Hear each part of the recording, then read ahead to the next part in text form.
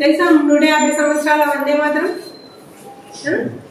ఎవరు రాశారు? బంకిం చంద్ర చటర్జీ రాశారు. ఇది ఒకటి 150 సంవత్సరాల కిందట ఆనంద్ మఠ్ అని ఒక నవల రాశారు బంకిం చంద్ర చటర్జీ. ఏంటి ఇందులో విశేషత అంటే మనం భారత మాతని జగన్మాతతో పోలుస్తూ ఆయన రాశాడు. అందులో వందే మాతరం అంటే ఏంటి?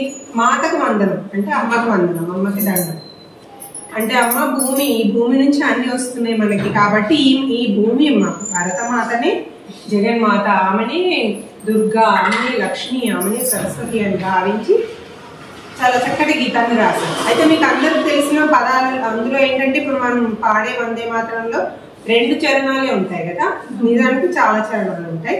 అవన్నీ మనం ఇప్పుడు పాడదాం.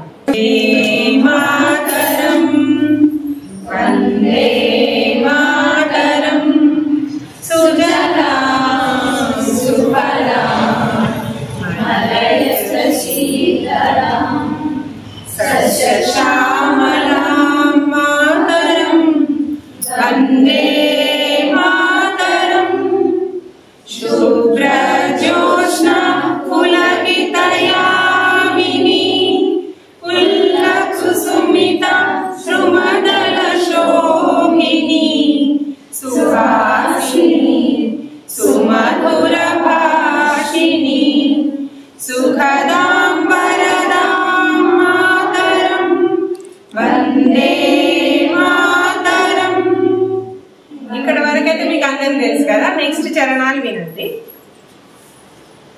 కోటి కోటి కంఠ కల కల నినాద కరాలే కోటి కోటి భుజైధృత కర కర బాలే అబలాకేనో మాయతో బలే బహుబలధారిణి నమామి తారిణి రిపుదల వారిని మాతరం వందే మాతరం.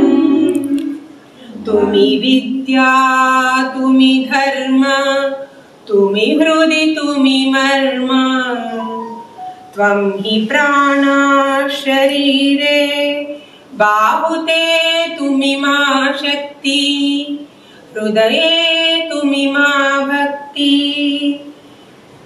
తోమారై ప్రతిమా గడి మందిరే మందిరే వందే మాతరం.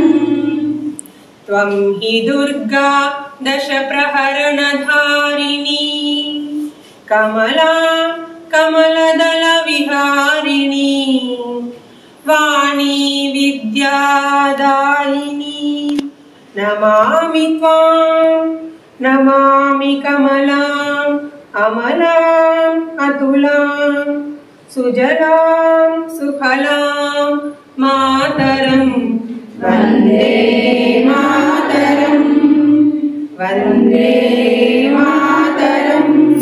జై హింద్. భారత్ మాతా కీ జై.